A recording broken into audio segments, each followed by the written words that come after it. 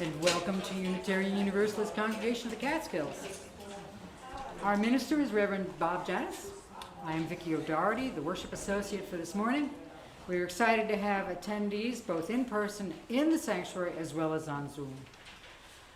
Is there anybody here who's new and would like to introduce themselves? Okay. Well, a big welcome to everyone. Unitarian Universalism is a liberal religious faith that carries no creed and welcomes all seekers, whoever you are, whomever you love, wherever you are on life's journey, you are welcome here. We are guided by a set of principles and written sources that encompass the many ways that we come to know and understand the world, the divine, and the universe. Our principles are important to us at Unitarian Universalist. UU Catskills is our shortened title.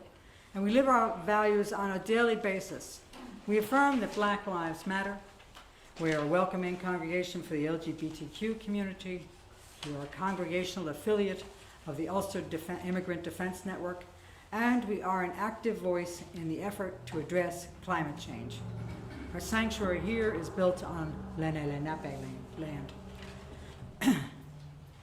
If you would like to contact someone at UU Catskills, for those attending online, I think we've got our contact information. No. Nope, we don't. Well, you'll find us on the internet, okay? That's where we are, uucatskills.org.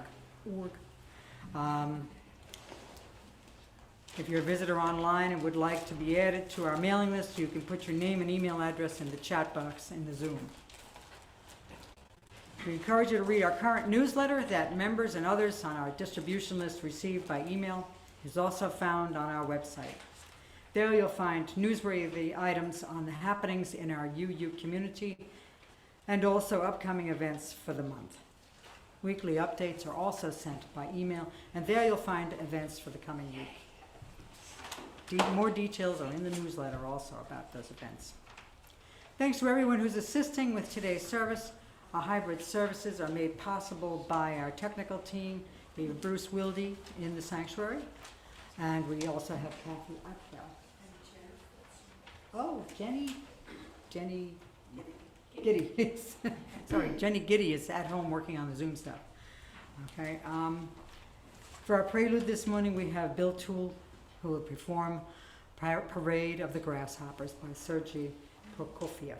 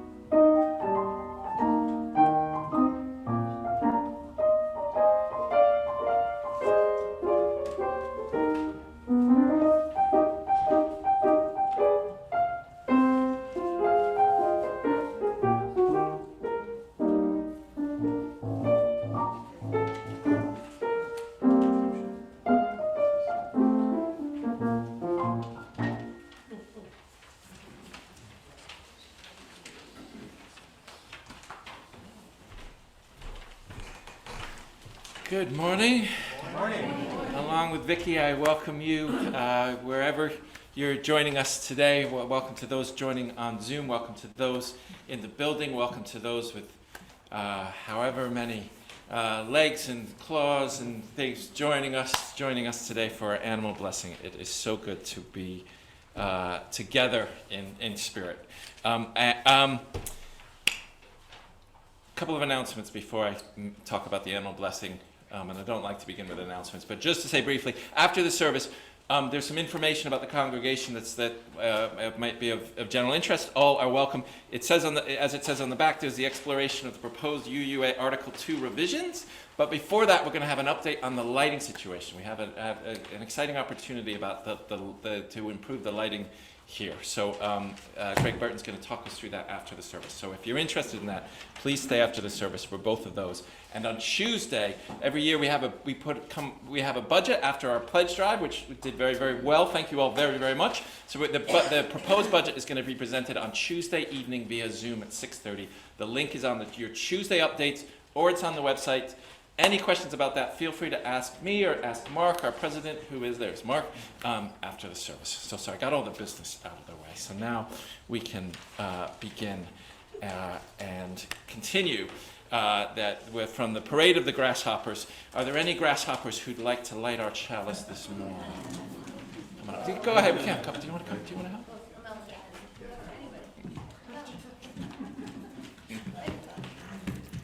These words, special words for our chalice lighting this morning, are by. And you can each have a go. Okay. Are by. It's nice when it flickers on. This is by the Reverend Florence Kaplow.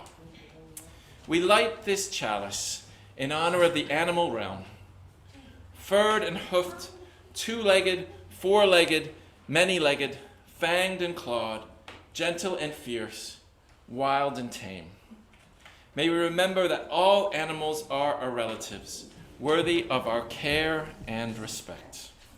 And our unison affirmation, I invite you to join with me if you wish. May we be reminded here of our highest aspirations and inspired to bring our gifts of love to all living beings. May we know once again that we are not isolated but connected in wonder and joy, to mystery and miracle, in the universe, in this community, and in each other. So I invite us to sing together our opening hymn, number 361, Enter, Rejoice, and Come. 361.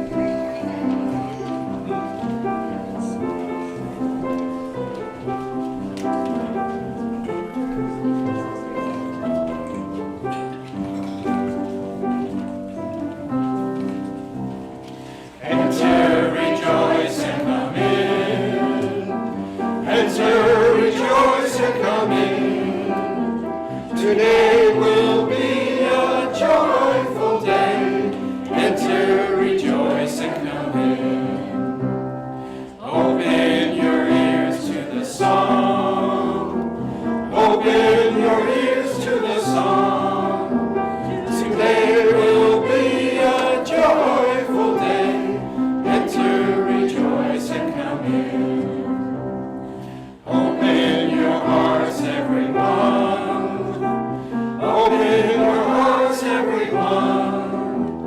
Today will be a joyful day. Enter, rejoice, and come in. Don't be afraid of some change. Don't be afraid of some change. Today will be a joyful day. Enter, rejoice, and come in. Enter, rejoice, and come in. Enter, rejoice, and come in. Today will be a joyful day. Enter, rejoice, and come in. Amen. So we're going to have a heart story, time for all ages.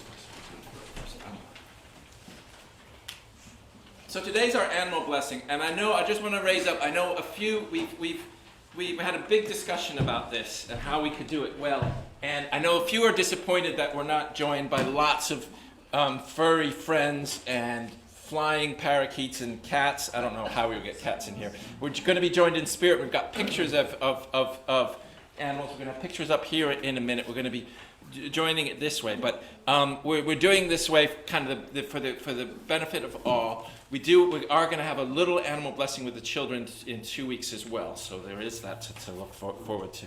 But just to say, and I did offer last week, and it was probably a silly offer, but I'll make it again, that if anybody would like me to do a personal pet blessing, you can bring your animal to the park, or I can come to you, whatever. But on that note, I think it's important to add that, as many of you know, my last day here is June 18th. So it's sad. I'm riding off into the sunset, or actually I'll be in Hartford next year, so that's the opposite direction, but you know what I mean.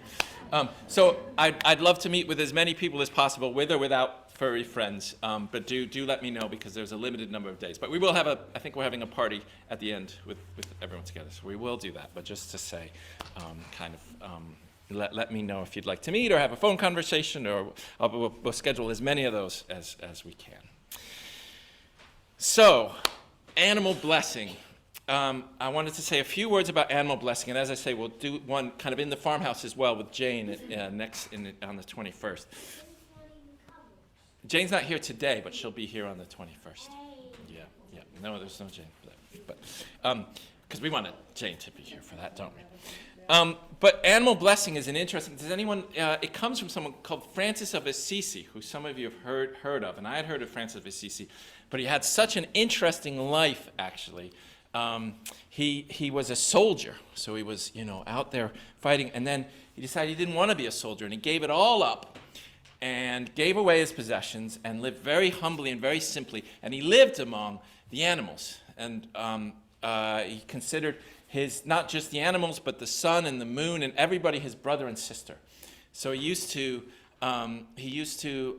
told a wolf that he wouldn't bother the wolf if the wolf wouldn't bother us, and preached to the wolf. He preached to the birds and gave sermons to the birds, and he used to say, preach the gospel and use as few words as necessary, which I'm sure many of you wish I would take that advice some one of these days.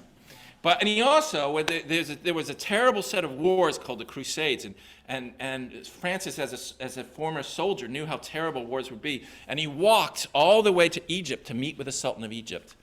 And he thought maybe if he could convince them, Sultan of Egypt was a Muslim by faith, and Francis was a Christian.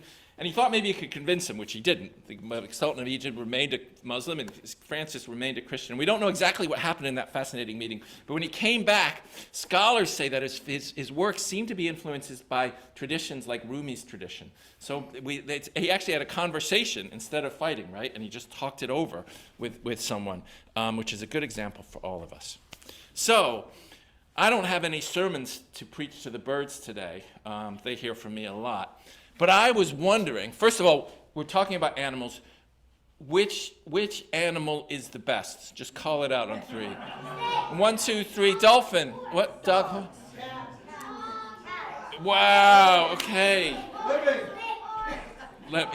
Some good choices there. Of course, they're all good in their own way, and they all have something to teach us. So I have a harder question, which is my second and final question, which is, what is one thing, take a moment and think about this, what is one thing you have learned from an animal, from someone who isn't human? What's something that you've learned? So patience. Said right away. What's that? Venom? Venom. Well, snake, we can learn protection and protecting ourselves. Yep. Milk from cows, the giving of cows. So, joy, how to relax. Yeah. Any others? Love. Unconditional love. Yeah. I like the perseverance of an ant. You know, an ant carries that little thing and it's part of this bigger thing, and the ant just keeps going. Anything else you've learned from an animal? Just being. Curiosity.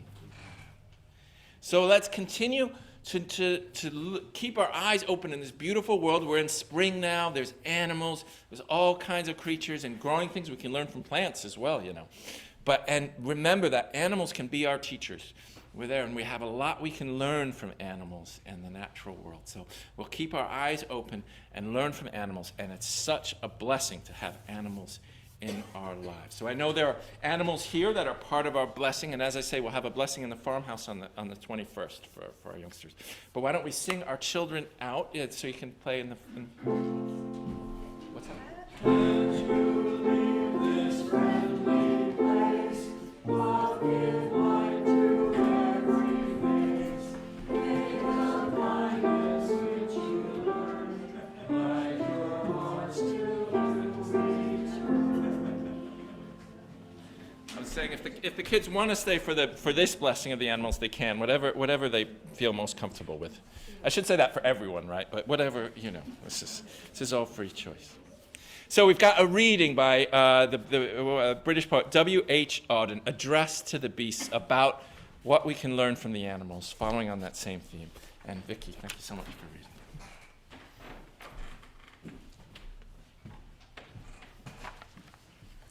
For us, who from the moment we first are worlded, lapse into disarray, who seldom know exactly what we are up to, and as a rule don't want to, what a joy to know, even when you can't see or when we can't see or hear you, that you are around. Though very few of you find us worth looking at unless we come too close. To you, all scents are sacred, except our smell and those we manufacture. How promptly and ably you execute nature's policies and are never lured into misconduct except by some unlucky chance imprinting. Endowed from birth with good manners, you wag no snobbish elbows, don't leer, don't look down your nostrils, nor poke them into other creatures' business. Your own habitations are cozy and private, not pretentious temples. Of course, you have to take lives to keep your own, but never kill for applause. Compared with even your greediest, how non-you our hunting gentry seem. Exempt from taxation, you have never felt the need to become literate, but your oral cultures have inspired our poets to pen dulcet verses. And though unconscious of God, your sung Eucharists are more hallowed than ours. Instinct is commonly said to rule you. I would call it common sense. If you cannot engender a genius like Mozart, neither can you plague the earth with brilliant sillies like Hegel, or clever nasties like Hobbes. Shall we ever become adulted as you all soon do? It seems unlikely. Indeed, one balmy day, we might well become not fossils, but vapor. Distinct now, in the end, we shall join you. How soon all corpses look alike. But you exhibit no signs of knowing that you are sentenced. Not that could be. Now that could be why we upstarts are often jealous of your innocence, but never envious.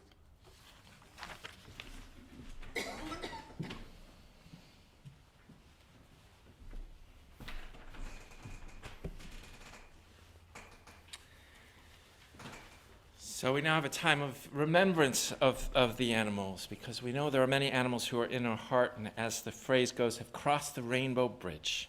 And how appropriate that just as we are together in life, we're together in the mystery, and these animals are always part of our lives. So we honor these animals.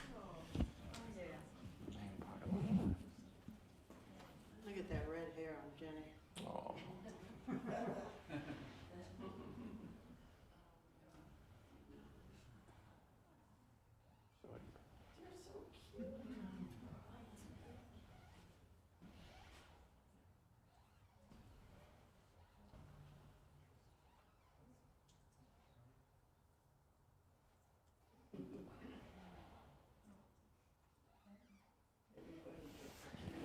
Any other beloved pets? If you'd like to call out the name of pets who have passed the rainbow bridge, I invite you to do so. Take Hunter. My chocolate. Casey.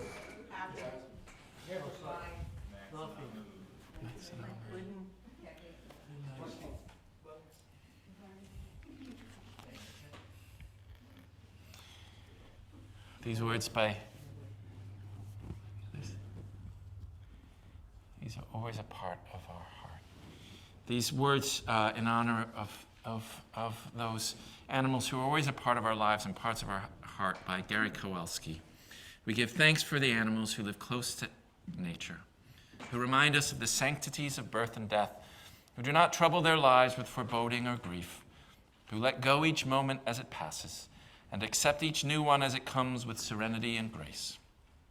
Enable us to walk in beauty as they do, at one with the turning seasons, welcoming the sunrise, and at peace with sunset.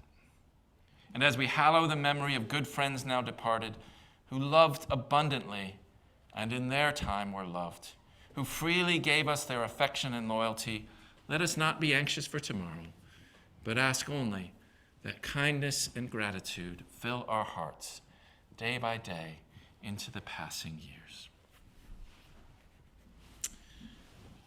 We have an opportunity now for our general joys and sorrows. So, as is our tradition, if there's any major events in your life or the lives of those you love, you're invited to.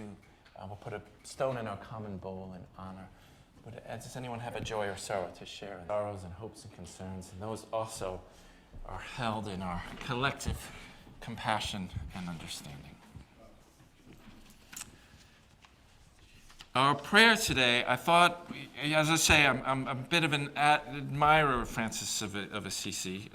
He lived so long ago, it's hard to know what's real and what's legend. But he apparently wrote this prayer, the Canticle, in the 12th century. It's one of the first instances of Italian being written. The Canticle of the Sun, which I think is sort of a beautiful prayer.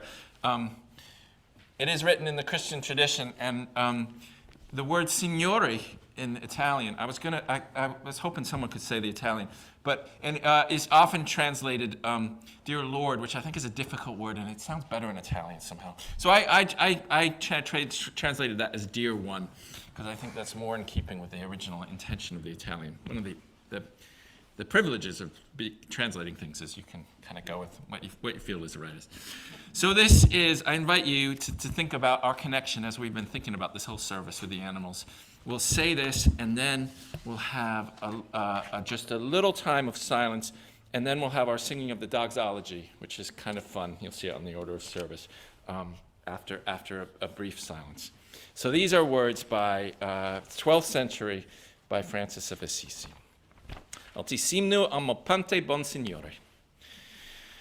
Most high, highest and most powerful, all praise is yours, all glory, all honor, and all blessing. Sublime mystery, to you do they belong. Mortal lips are barely worthy to pronounce your name. Be praised, dear one, through all your creatures, especially through my dear one, brother sun, who brings the day, and you give light through him. And he is beautiful and radiant in all his splendor. Of you, most high, he bears the likeness. Be praised, dear one, through sister moon and the stars. In the heavens you have made them precious and beautiful.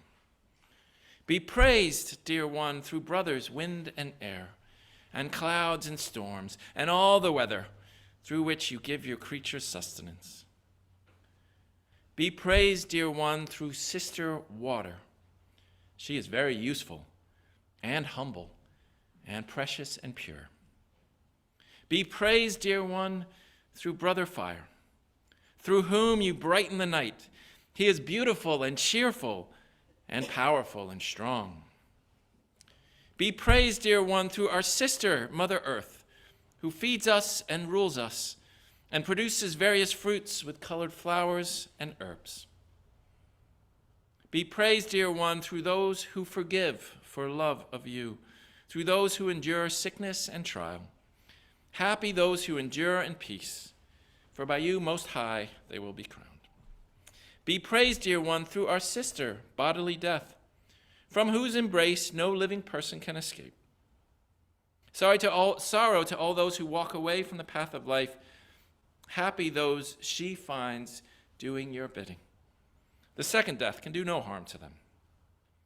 Praise and bless, Signore, and give thanks, and serve all with great humility. Let's have a moment to be gathered in prayer and meditation.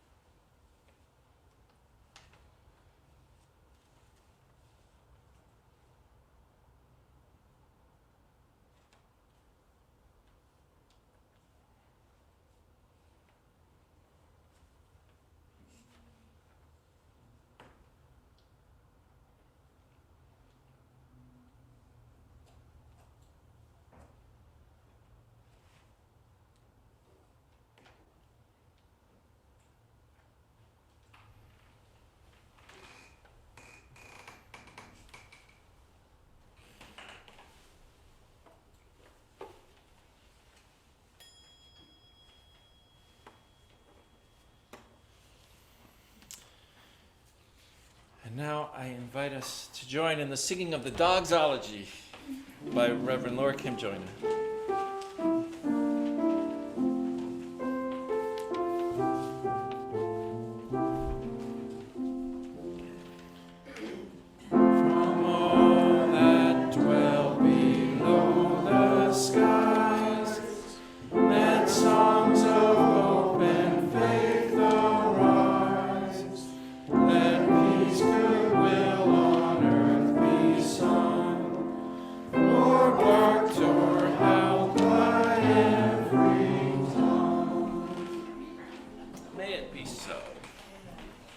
So, we're going to bring forth our loved ones, and we'll do it one at a time.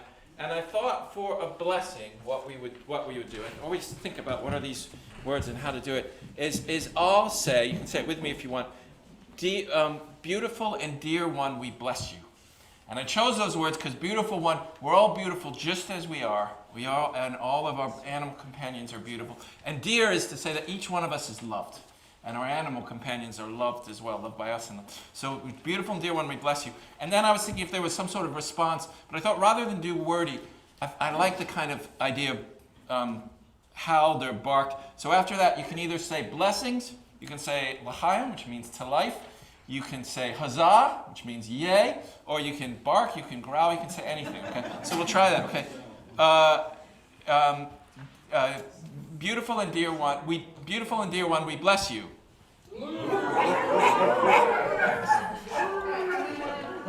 Why don't we start with these? Yes. Who is this? Snowy. This is Snowy. Snowy, beautiful and dear one, we bless you.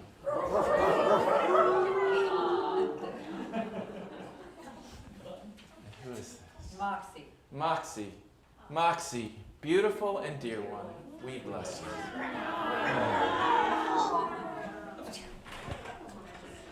And this is Tigger. Oh yes, Tigger, beautiful and dear one, we bless you. And here we have Cinnamon Tigger, Cinnamon and Sandy, Baron von Schultz, Strudel the Poodle, Schultz Muffin, Schultz with apple, and if I missed anyone, apologies. Beautiful and dear ones, we bless you.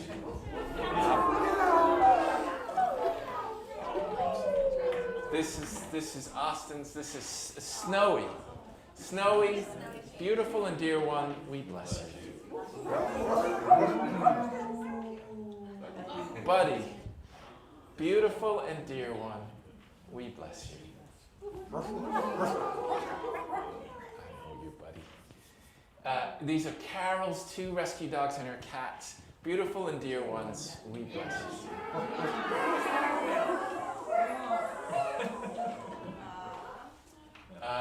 Toshi the cat and Tigger the Yorkie. Beautiful and dear ones, we bless you. This is Maple with her family. Maple, beautiful and dear one, we bless you.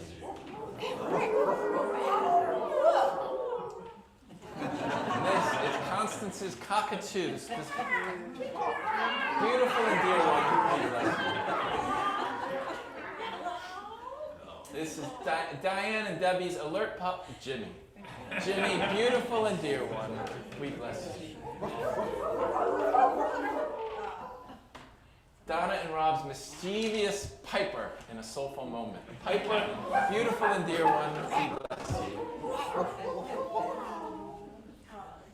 These are Aaron's 2 cats, Burton's 2 cats, Billy and Lucy. Billy and Lucy, beautiful and dear ones, we bless you. Lucy, chief paper shredder, and Eleanor and Darcy, Jenny's granddaughters. Lucy, beautiful and dear one, we bless you. Joyce's Maisie, cute but still a terror. Maisie, beautiful and dear one, we bless you. Judy and the glamorous Misha. Judy and the glamorous Misha. Judy and Misha, beautiful and dear ones, we bless you.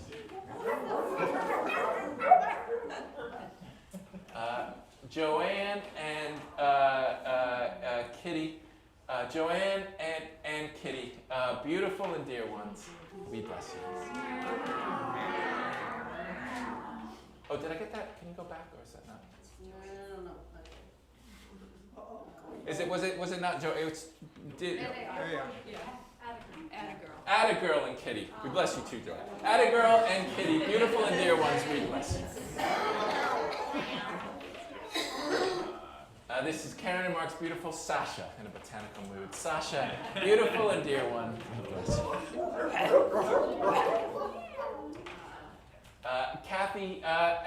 Kathy's beagle Moxie in a meditative mood, and granddogs Lincoln, the Golden, and Poppy. Moxie, Lincoln, and Poppy. Beautiful and dear ones, we bless you. From Kathy E. Charlie, wonderful, kind, smart, sensitive, and loving dog. Charlie, beautiful and dear one, we bless you. And Kathy's family pet, Lily, who loves to help in the kitchen and with yoga practice. Stealing socks is her specialty. Lily, beautiful and dear one, we bless you.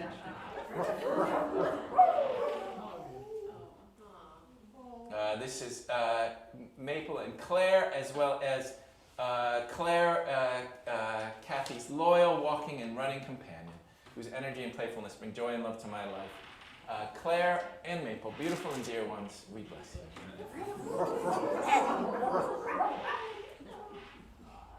This is Margaret and Vic's dear cats, Casey and Casey on this. Is it just Casey? Is that Casey? Casey, beautiful and dear one, we bless you. And this is Paula's cat, Dolly, as cat and kitten. Dolly, beautiful and dear one, we bless you.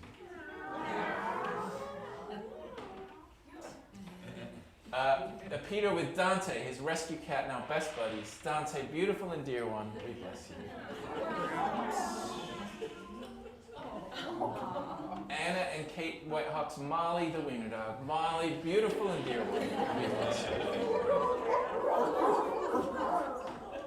This is Chuck in one of the rare moments he's still. Chuck, beautiful and dear one, we bless you.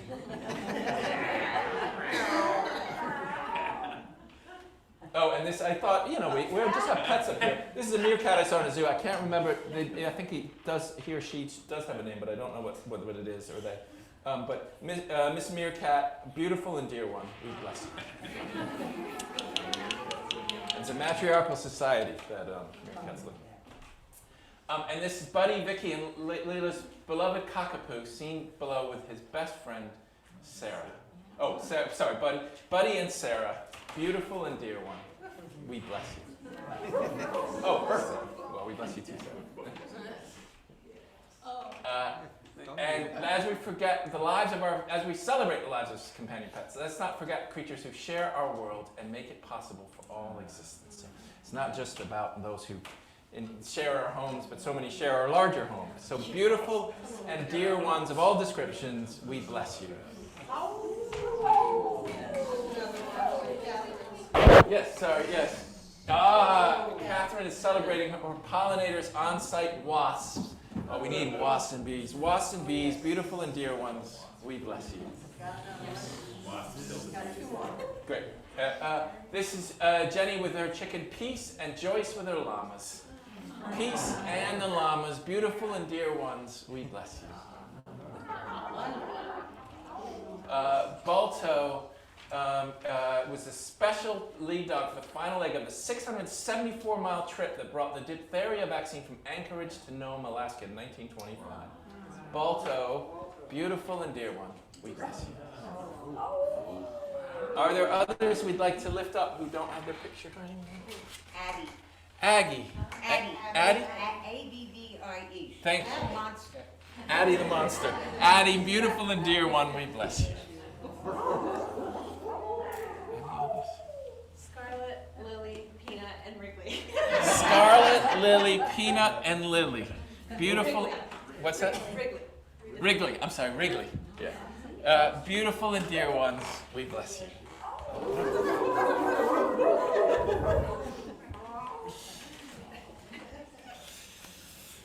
So a blessing on all our beloveds of every form. We now will take our collect our offering, which every month we're privileged to share with another organization out in the world. And this month we share the offering with Clearwater. And Clearwater Hudson is a member-supported organization who protects the Hudson River by inspiring stewardship of the river and tributaries. So more than 500,000 people have experienced a real look at an estuary's ecosystem above the Sloop Clearwater. So we're very honored to share our offering with them. Thank you so much for supporting this congregation and its ministries. You can give online, you can give in person here, you can give by the QR code on the thing, or send a check into the congregation. And our offertory will be by Camille Saint-Saëns, performed by Bill Toole. This is The Swan.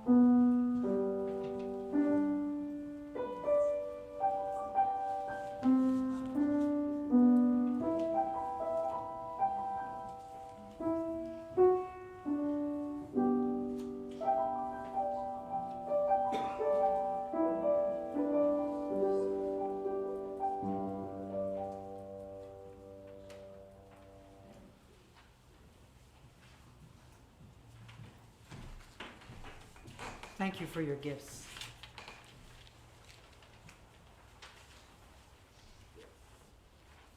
Our reading is from the poem Spring by Mary Oliver. Somewhere a black bear has just risen from sleep and is staring down the mountain all night in the brisk and shallow restlessness of early spring. I think of her 4 black fists flicking the gravel, her tongue like a red fire touching the grass, the cold water. There is only one question: how to love this world. I think of her rising like a black and leafy ledge to sharpen her claws against the silence of the trees. Whatever else my life is, with its poems and its music and its glass cities, it is also this dazzling darkness coming down the mountain, breathing and tasting. All day I think of her white teeth, her wordlessness, her perfect love. There's only one question: how to love this world. Can you hear me okay? I'm trying to love well. Mary Oliver writes, there is only one question: how to love this world. And certainly animals have taught us a lot about love, haven't they? They teach us how they love us, we love them. There's this strong affection between us, and we learn this. Many of us as children, how many of us as kids asked our adults, can I get a puppy? Can I please get a pet? Because we knew when we were children, that to be in the presence of the wonderful fur of a cat or a dog, to watch a dog gambol out in the fields, to see the wonder of a snake, pet snake in its cage. All of these things, we knew they were, in their own way, perfection, that there was something beautiful and wonderful and lovely. We knew that it was the best thing in the world. And we weren't wrong, were we? There is something so wonderful and loving about animals that teach us how to love the world. We have this sense of wonder. We go to the zoo, which I know nowadays there's all these moral questions about animals and freedom. But we, as children, we went with a sense of wonder, didn't we? And found that in the zoo there were all these fellow creatures who were different from us, maybe a little alike from us, but someone we could learn from. And we had this sense of wonder at who these animals were, and we were trying to learn, and did learn, how to love the world. And sometimes we can lose that wonder, right? We have to learn again, as we said, how to be present with the animals. Well, I was composing this sermon not too long ago. Well, it was yesterday. I was walking in a park, and that thing happened. I was looking up something on my phone. It was for the sermon, so it was work, you know. And I was in this little park walking along when I look up, and there was 2 deer, about as near as you were. You know, and there was this moment when you see deer, when I thought, what's going to happen now? You know, is this deer going to run off? And I was kind of still. The deer could very clearly see me. And then they stayed. This is a very busy park, and I think they were pretty used to people. And the deer kind of hung out, and the nearest deer just ate a few things and kind of looked at me and sort of, scratched itself with its head and did deer-like things. And I thought, how cool is this, right? I was immersed in this sense of wonder, and I had this moment of that proximity, that sacred proximity of being there with the deer for several moments. And then I thought, what now? You know, and there was a part of me that wanted to see it do a trick, right? Like jump up or like come up to me and be pet, which never happens as far as I know. And I wanted to see that wonderful, and have something I could put on my phone, right? Because then I could show everybody. And then I had to remember, it's not about that. It's about being able to inhabit the world together. Mary sent a wonderful picture, which I didn't get up on the slideshow, and I apologize, of a boy and an elephant, with the elephant lying down next to the boy, and both in proximity to the other. And it's all about that, just being together in the world. So I just enjoyed these deer together in the world, and we lived together for those 10 seconds, 2 minutes, whatever it was. And then I went on my way and thanked the deer, my sister the deer, and we both went on with our days.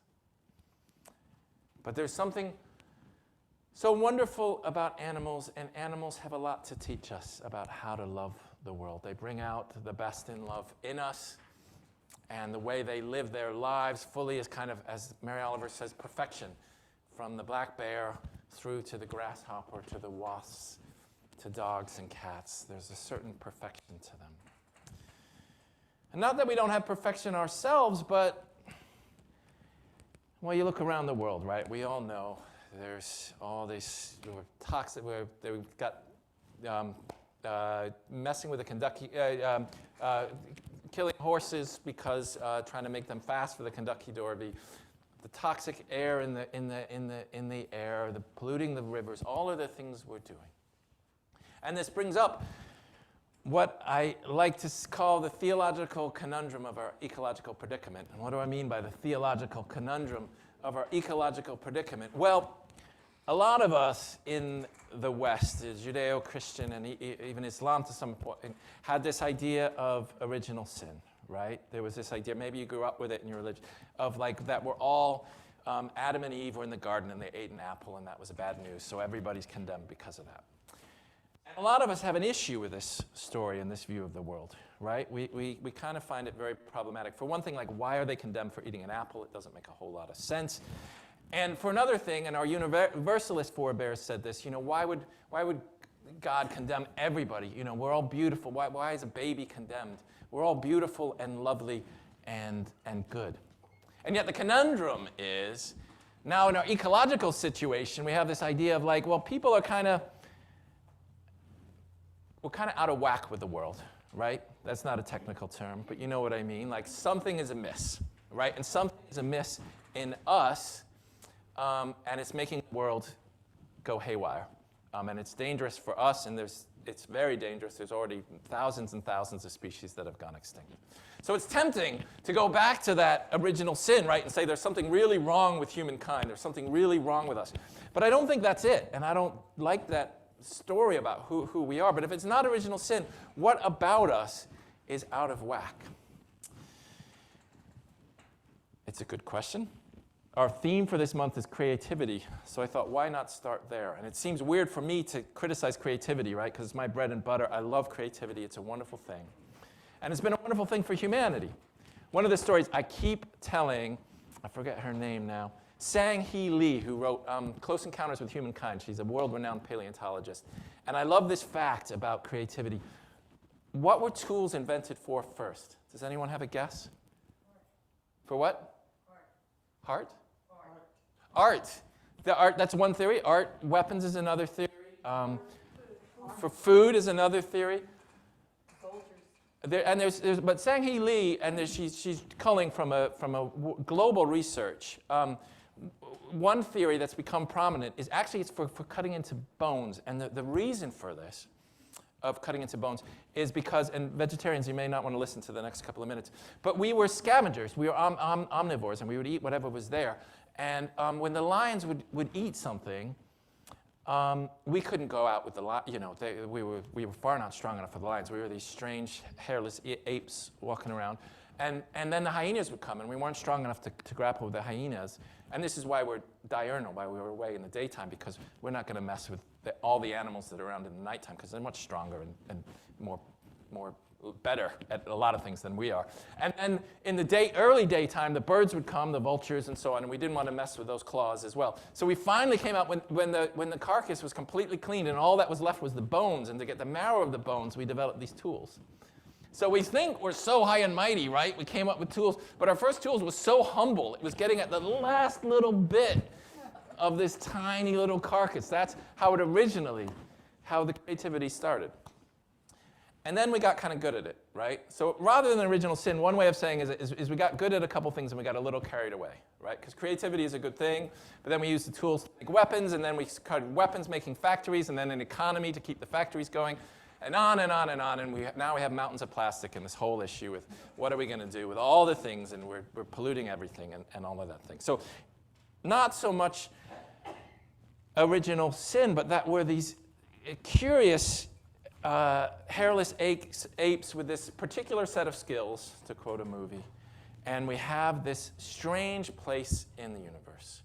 Or as my friend Bill put it, what a piece of work is man, how noble in reason, how infinite in faculty, in form and moving, how express and admirable. In apprehension, how like an angel, in action, how like a god. The paragon, the beauty of the earth, the paragon of animals.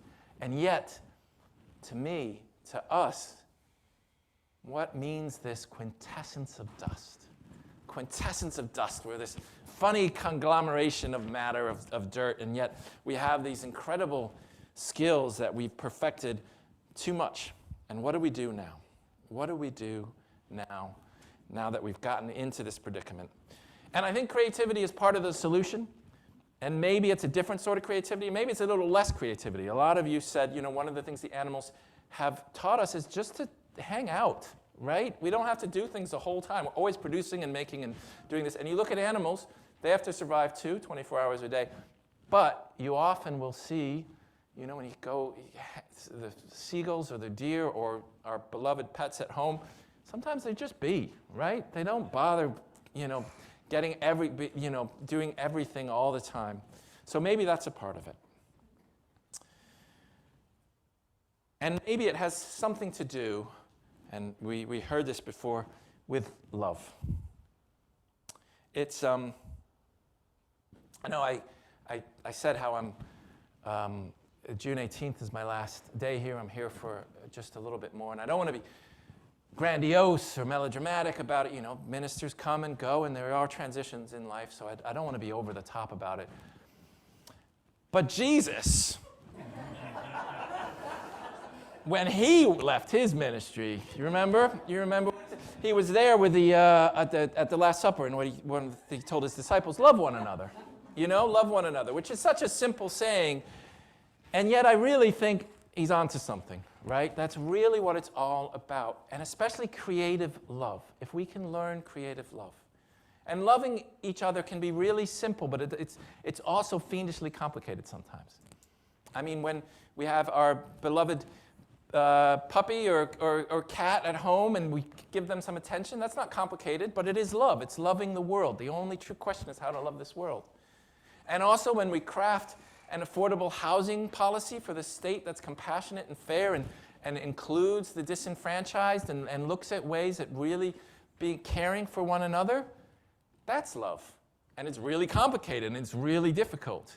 And figuring out how we can do an animal blessing together when there are all these different needs and challenges, that's complicated, but that's love. That's what creative love is. So I think this love one another is really at its core what it's all about, this creative love.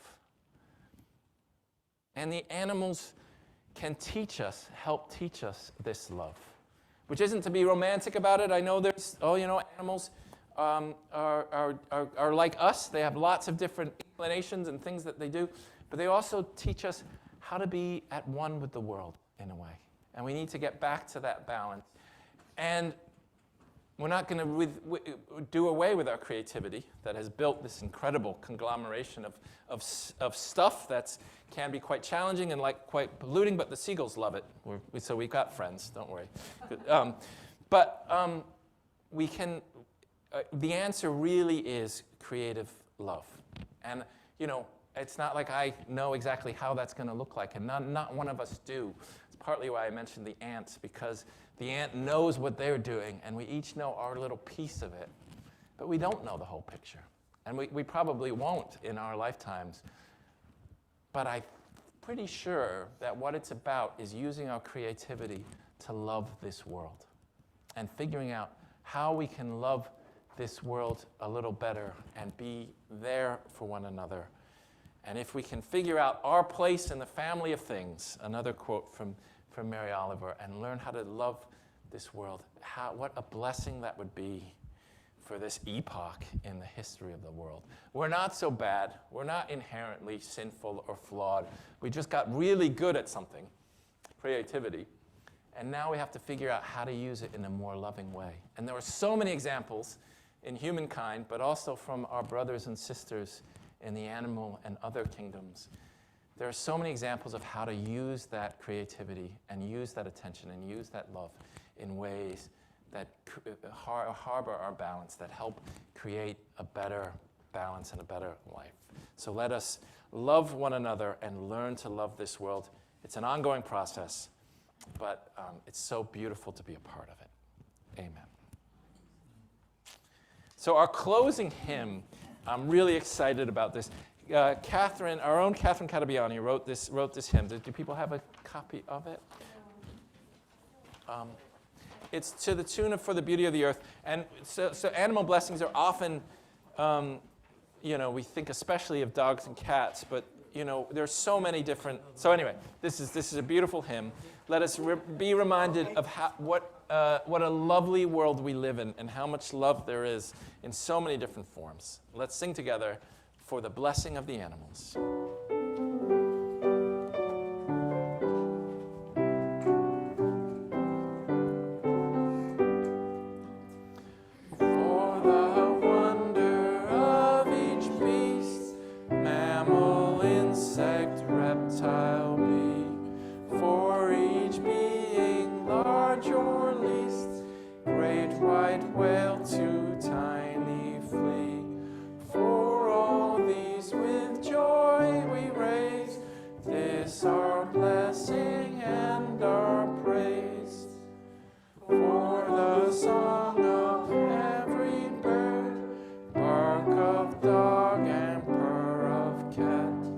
Roar of lion, bellowing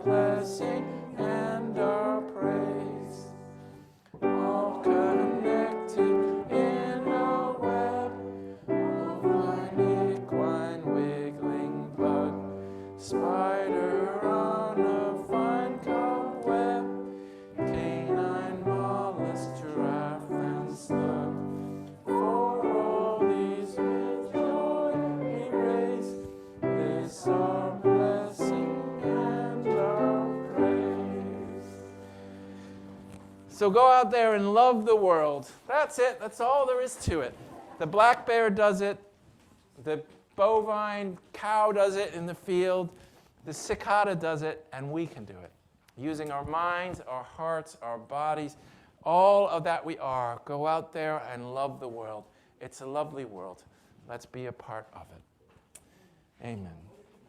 We say together, our extinguishing the flame. We extinguish this flame, but not the light of truth, the warmth of community, or the fire of commitment. These we carry in our hearts until we are together again. You I receive, to you I give, together we share, and from this we live. From you I receive, to you I give, together we share, and from this we